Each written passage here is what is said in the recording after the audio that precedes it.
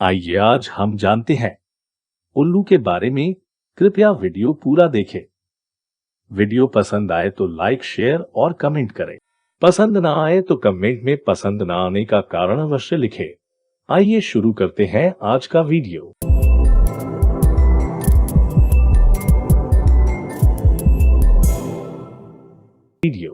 धरती पर पारिस्थितिकी संतुलन बनाने में उल्लू अहम भूमिका निभाता है।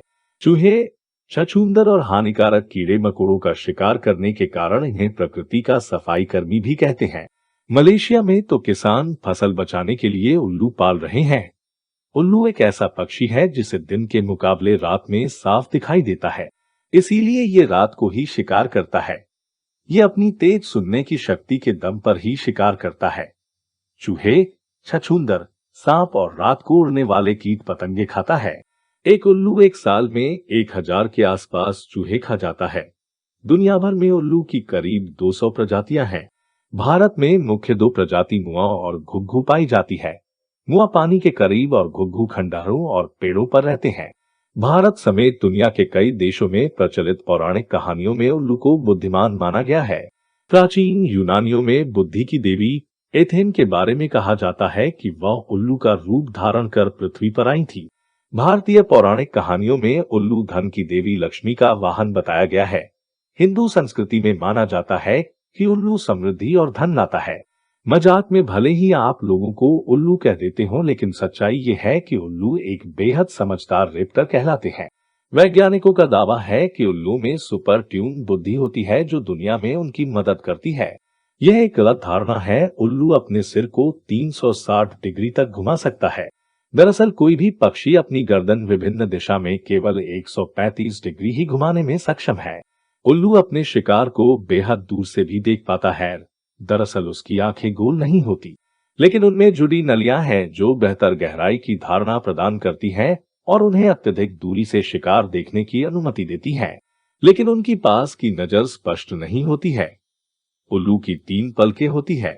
पहली पलक को वो झपकाने के लिए, दूसरी पलक को नींद के लिए और तीसरी पलक को उल्लू आंख साफ करने के लिए इस्तेमाल करता है। उल्लू के एक समूह को संसद कहा जाता है, यानी एक जगह बहुत सारे उल्लू जमा हो जाए तो उस मौके को संसद कहा जाता है। हालांकि इस गुट का किसी देश की संसद से कोई लेना देना नहीं है। उल्लू उड़ने के दौरान किसी भी तरह का शोर नहीं करते। यहाँ तक कि आप कई माइक्रोफोन की मदद भी लेंगे तो उनका शोर सुनाई नहीं देगा। आपको शायद जानकारी न हो, लेकिन कौवा उल्लू का जन्मजात दुश्मन है। जैसे ही ये एक दूसरे के सामने आते हैं, बगैर कुछ किए भी ये एक दूसरे पर हमला बोल देते हैं और अंत लड़ते रहते हैं। पूरी दुनिया में एकमात्र उल्लू ही ऐसा जीव है जिसे रात से दिन की अपेक्षा बेहतर दिखता है।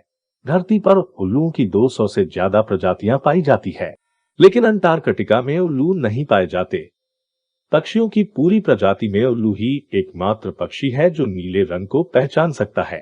उल्लू की दृष्टि इतनी पैनी है कि केवल वो ही किसी वस्तु को 3D एंगल में देख सकता है, यानी वो किसी वस्तु की लंबाई, चौड़ाई और ऊंचाई तीनों को देख सकता है।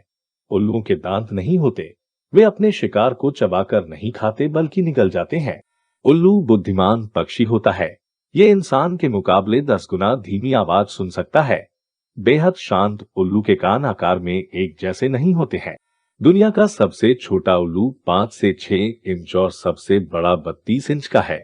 उल्लू के पंख चौड़े और शरीर हल्का होता है। इस कारण उड़ते वक्त ये ज्यादा आवाज नहीं करते। पैरों पर बहुत सारे पर होने से ये सांप से सुरक्षित रहते हैं। उल्लू झुंड में नहीं रहते। ये अकेले रहना पसंद करते हैं। भारतीय वन्य जीव अधिनियम 1972 की अनुसूची के तहत उल्लू संरक्षित है। ये विलुप्त प्राय जीवों की श्रेणी में दर्ज है। इनके शिकार या तस्करी पर कम से कम 3 वर्ष सजा का प्रावधान है। अगर कोई उल्लू का शिकार कर रहा है तो उसके बारे में वन विभाग को अवश्य सूचना दे। ऐसे ही रोचक जानकारियां देखने के लिए चैनल सब्सक्राइब करें। पसंद आए तो लाइक शेयर करें। धन्यवाद।